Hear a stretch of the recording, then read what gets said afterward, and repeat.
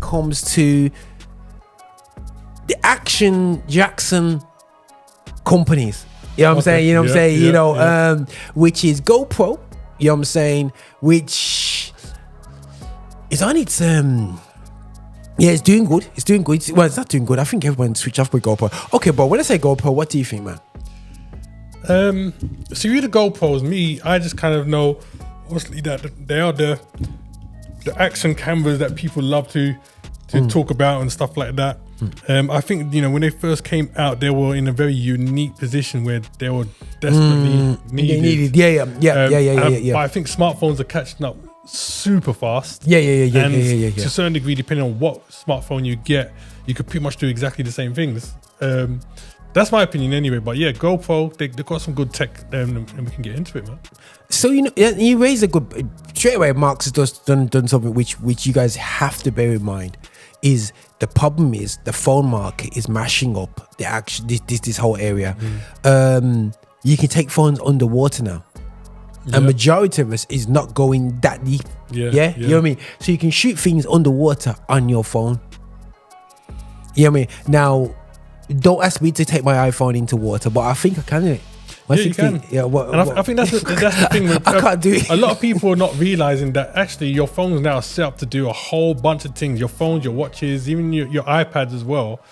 But people just don't want to risk it. I mean, they tell me that I could take my watch like deep into the water, but I don't want to take it into the shower, let alone deep into the water. So. Listen, man, I think that's just a generation of scars, man. You know what I mean? You know, when you hear bloop and you drop your phone in the toilet. When you see you go from a generation where like you have to fight for every little piece that you get, even though they tell you now that you don't need to worry, man, you try to make sure you protect that thing now. You know what I'm saying? Yeah, but I remember the watches. We used to have the Timex watches. We've and it says under 10 meters. 10 meters was depth. Listen, man, you put that in the sink, you see water in the thing, and you have to leave it out till it to dry. Goodness sake. Guys, man, 10 meters is not 10 meters. It means it's splash proof if you're lucky. That's what it means. But now, GoPro, I have purchased GoPros in the past, guys. And what I think of GoPro, I think it's a great brand. But I do feel that they lost a bit of innovation. I think the phone market. If I was doing mountain biking all the time or whatever, biking all the time, I was in the country all the time, I will get one. But I've as you can see, Mark, 6 to the 7. I've got the 6 GoPro 6. In the background, I've even got the Insta360. But I have tried to embrace this into my workflow. I've tried my best because it seems like an easy cam to go with the drummer as a musician and them little things. But it just gets to a time where you're like, hold on a second, you can just get a compact camera to do the same thing. You know what I mean? And the price it does. I know. For the price it's going for, it's like I said, at the time it came out and what they were offering is saying that you can do with this compared to other stuff. It was a very unique thing that people needed. But I think technology just moves so fast now that it's catching up. No, most definitely. Like you're saying that you got your GoPro 6 there and stuff like that. It's like, can you think of anything now that you would use that for that you wouldn't do on your iPhone 15? Because I would put it in football, but I use the VO cameras where you just plug it into the system and you subscribe and you upload it and it does all the follows the football for you and whatever there. So there's no point to that. I think that was the best application for me. But once that I got the VO, it just makes sense with the VO because you're watching the football game much better. You can put it there and it follows. I've tried to bring it into my workflow with different angles and my shows, but I just stick my cameras that I'm not using in that place and put HDMI. So quality wise, it was just too. I was like, it's just compared to my main center camera, it's just like too crazy. For me, it just became, and it was great with GoPro because I still had a HDMI out clean at one stage. It wasn't clean, but it became clean because I got a GoPro 3. Where it wasn't a clean out. You know what I'm saying? So a clean HDMI out. Perfect for live stream and whatever. It's a nice little camera to have. I get it, but I find that a lot of these things that say they connect to your phone connect first time, but they don't connect like how you want it to connect. You think, yeah, this is it, but it doesn't connect like you need it to connect. Yeah. It doesn't go bam, bam, bam, bam, and you're there, bro. It's a lot of work. This is a danger for things like GoPro now, DJI, and all these other technologies coming in, is that there's so many companies coming in now doing similar stuff or trying to go beyond. I mean, for the case of the GoPro, the iPhone 15 and 15 Pro is a problem for them because now it's USB-C and you can connect, your SSD to it and all these kind of business. It's a problem for them because now people can literally we talked about it on one of the previous things. iPhone 15 Pro comes out, USB-C, SSD connected to it, wireless mics connected to it, 48 megapixel camera. You understand? Which was a big game changer as well. And with the new cinematic modes and all these kind of stuff which are being pushed. Even now, there's certain GoPro and devices here. If you compare them to the iPhone cameras, camera on camera, the GoPro might come out ahead in certain places. You know what I'm saying? But not enough for me to look at it and say, I need to get the GoPro. The thing is with GoPro, like everything tech-wise, they can fool you with specs. Yeah, guys, they can fool you with specs, man. You know what I'm saying? And make it go crazy. So when they're talking about 5.3, when you look at anamorphic things, you're thinking, yeah, great. But you're never gonna use it.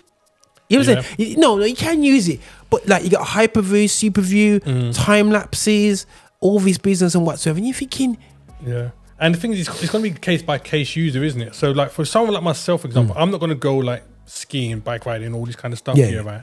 There've been the odd occasions, like when I've been out on road on the motorbike, where I've wanted to record, like landscape as I've like driven through like certain town areas or greenery areas, But I've just used my iPhone, do you know what I'm saying? And like I said, with the 15 Pro now, the stabilization that allows me to be able to still get very good footage. Yes, 100%. With that kind of stuff. 100%. But like you say, it's easy for them to like throw out all these stats and fool you and stuff like that. But I'm looking at, they just recently dropped this like Hero 13. Yeah. And there's a lot of stuff that they all obviously talking about in terms of like what you can do with it and what it brings and all this kind of stuff here, right? And what they're very smart in doing is that, so there was one of the films that recently came out called Twister. And and they used the GoPro in there. So what they did, they partnered with GoPro, So when now GoPro, when you go on their website, you actually see the actors from the Twister showing that they're using the GoPro and stuff like that. But even as I'm watching, I'm thinking, the right person with the right stuff can do that with an iPhone. And if you go on the Apple website and you see some of the short movies that they've recorded on their iPhone, you realize that actually the GoPro is good, but I can probably still do that on my iPhone. And guys, and you can get lenses for the iPhone as well. Like, you can put a lens on the GoPro, but nowadays they've now created lenses you can attach to the back of the iPhone. That's not a problem, man. You go to small rig, you got some of the small rig partnerships that they got out there, and you can just add, and you can literally customize it. When you, it's like it's 400 quid. It's from 400 quid. It's not 400 quid, it's from 400 quid. So you got that pack. Okay, if you get the full ultra wide lens bundle, the big mama, I think bundle, you're talking about, right, it's not even from 400, bro, it's from 600. 600. Yeah. See all bundles. Yeah, bro. Yeah, bro. You know what I mean? The proper snowboarding, but all these different bundles. You got all these different bundles out there. They always show you all the lenses, but you don't get that on the basic one. Yeah. So you can be spending up to 600 quid. 700 quid. Yeah. I'll be honest with you guys. If you are a photographer or podcaster or whatever myself, and I use a lot of SLRs, find the lowest level SLR of that one, and they'll probably cost not too far off that, and just chuck one of your old lenses and chuck one of your old lenses on there and get a cheap lens and put on it. Literally, guys, I've done that with my Lumix series where I got the S9. Everybody said, oh, wait, do that. It can fit in a bag, small, compact. Chuck any professional lens on, lighten, and I can go and do it. You know what I'm saying? And do what I have to do. So you got that side of things. And then you're going to say, okay, I need a camera separate because my phone rings. Yeah, because your phone rings and you want a separate camera. Guys, so you got things like you got GoPro, you got DJI, and you've got like Insta360. So you got action cams out there. You got to ask yourself, unless you're a snowboarder or a mountain biker, there's not not doing it every day. For everyday users, right? That's not. It's not. I mean, that's when you look at the stuff they push. That you're biking and doing some crazy biking and flying over hills and skiing and they call these things extreme sport because there's a small community of people that love that kind of stuff. But you would have to walk like for miles to get more than 10 people that you could speak to and say to them, would you use it for this? Yeah. And the GoPros, listen, watch the adverts. Majority of stuff is outside with natural light.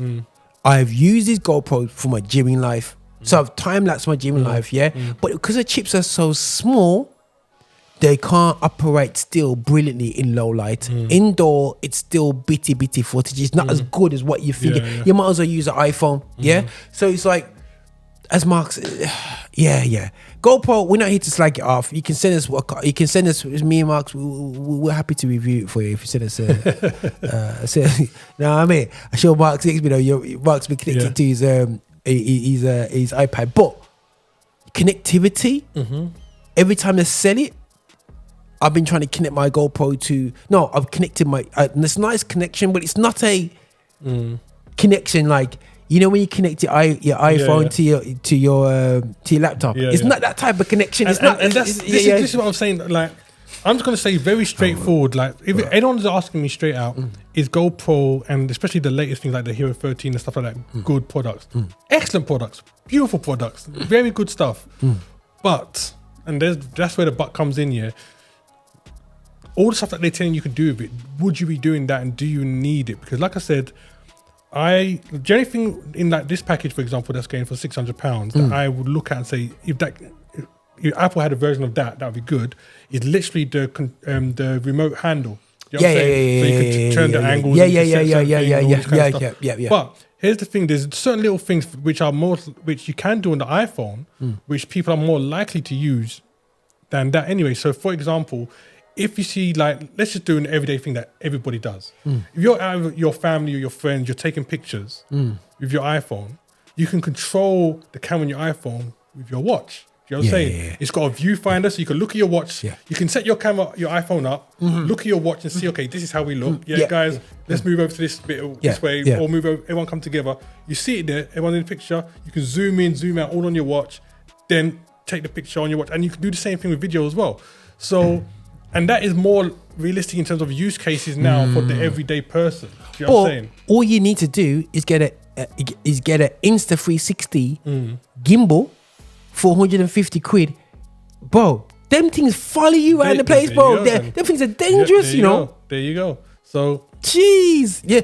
And I think the new one, the pro version of the Insta360 gimbal, you know what I'm saying? Big up Insta360. You can send me one to test out. I'm tempted to get one. I am fully tempted. You know what I'm saying? Because the pro one now works natively with all with everything now when it comes to with all the apps, about 200 odd apps, it works natively. So that's another thing. When you buy these gimbals, people don't tell you, but you only can use their software where it maximizes the actual AI follow through. Insta now has broken that now, and you can go into normal video, the native video app for your iPhone, and basically it'll follow you. You walk around and you be like, go and do this. And guys, even indoors, a well-lit studio, iPhone, it works, bro.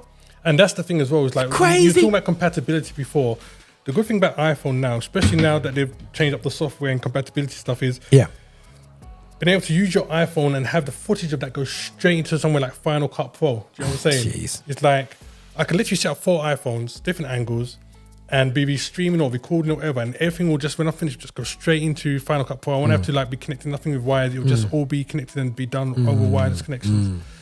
That's what I'm saying. There's all these little things now which makes you better. Like, I could go out and do. Boy, put it down on GoPro, bro. But okay, it might get cancelled, let me put it this way: if I was to go out with my iPad in my bag, on my back, and I brought out Final Cut Pro on my iPad, so I'm on my bike, got my iPad in my back. I can literally have my iPad on in my bag, recording my iPhone on the bike as I'm going along, and then as soon as I press, while I'm riding, but as soon as I press stop, the Bluetooth is sending the footage or connecting the footage straight to the the iPad. You know what I'm saying? So literally, you could do it on the go while you're going. Yeah. It's got a seamless ecosystem. You know what I'm saying? And that's a problem when you got these. Well, it's not a problem. Big up to GoPro for doing what you're doing, guys. You know, you can again, it'd be interesting to actually test out a model and see how it feels. But we're just going from life experience and look at other applications. Unless you're going to be doing skiing tricks. If you're an avid skier, get it. If you do skateboarding outside, do it. Because I'm hearing people talk about like they want to get GoPros and stuff like that for church. I'm thinking, what are you gonna use it for in church? Unless you've got your congregation running up and down praising, and you want the action with the action shot of that, man. Yeah, mate. But other than that, a normal camera will do the same job. It's like, have you ever been in a well-lit church? No. So not unless that church has been set up for live TV. So you got all the video cameras and lighting comes in, but on a day-to-day, no. 99.9% of churches are not well lit. No. So do not think you're going to get a GoPro out there and not need, and that brings lighting. Then the next thing you know, you spent more money when you should have, because you had to light up the stage just to use GoPros that got ports, and then you have to go back and buy it. Don't use it for live streaming, guys. You know what I'm saying? It's a nice little cute thing for a drummer to have, but the quality of it still does not hang up to SLRs. Simple things. And for the price that you're paying, like we said, you're better off just and then a little bit extra onto that and just getting your camera that you want. This is it, people. This is what I'm saying, man. So that's the way it goes. What's going on, people? I'm DJ HipHop. Make sure you check out all the stuff Affinity Extra's got going on, man. We've got loads of content, loads of things coming out. Make sure you like, share, and subscribe to the channel, you know. Listen. Don't go anywhere, you know. Make sure you like, share, and subscribe. Subscribe is the main thing. Make sure you subscribe to the channel, like it, and share it with your brethren, yeah?